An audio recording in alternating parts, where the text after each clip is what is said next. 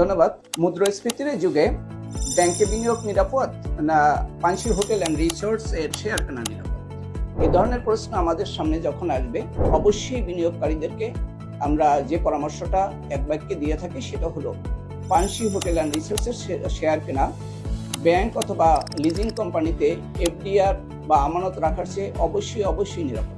ব্যাখ্যা দেখলে বোঝা যাচ্ছে যে মুদ্রাস্ফীতির যুগে ব্যাংকে ডিপোজিট রাখার সাথে সাথে ব্যাংকে যে ধরনের রিটার্ন আসে, রিটার্নের পরে ট্যাক্স ইত্যাদি কর্তনের পরে যে বিনিয়োগের যে বৃদ্ধিটা আসে, স্ফীতিটা আসে, সেটা দেখা যাচ্ছে যে রিয়েল এস্টেট এই জাতীয় বিনিয়োগের ক্ষেত্রে সেটা বহুগুণে বৃদ্ধি পায়।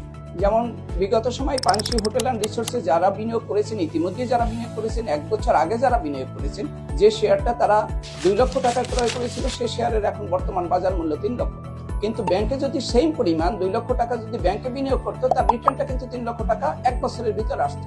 সেটা পানসি হোটেল অ্যান্ড রিসোর্টসের শেয়ার হোল্ডারদের ভিতর অলরেডি চলে আসছে। যার ফলে আমরা যেটা দেখেছি যে রিয়েল এস্টেটে যদি আমরা বিনিয়োগ করি বা পানসি হোটেল অ্যান্ড রিসোর্টসের মতো এরকম জায়গায় যদি আমরা বিনিয়োগ করি, সেটা রিটার্নটা অবশ্যই মুদ্রাস্ফীতির যুগে অবশ্যই মনে করেন সেটা বহুগুণে বৃদ্ধি পাবে। আর আপনারা জানেন যে কুয়াকাটা একটা পর্যটন কেন্দ্র। আমরা বলেছি যে আগামী দিনে বাংলাদেশের সিঙ্গাপুর হবে পটুয়াখালী জেলা, কারণ পটুয়াখালীর সব বাংলাদেশের ভিতরে বৃহৎ, দক্ষিণ এশিয়ার ভিতরে বৃহৎ ইপিজেড পটুয়াখালীর কাজ আরম্ভ হয়েছে।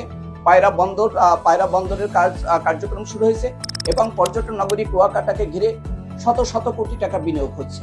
সুতরাং এই বিনিয়োগকে আমরা যেন পিছিয়ে না থাকি, সেক্ষেত্রে পানসি হোটেল অ্যান্ড রিসোর্টস এখানে তাদের কার্যক্রম শুরু করেছে, বিনিয়োগের কার্যক্রম শুরু করেছে।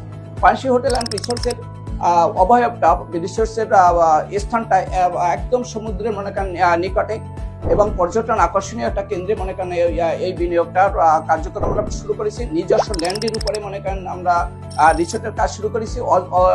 অলরেডি আমাদের ফাইলিং এর কাজ শেষের সাথে সাথে আমাদের শেয়ার মূল্য বৃদ্ধি পেয়ে যাচ্ছে।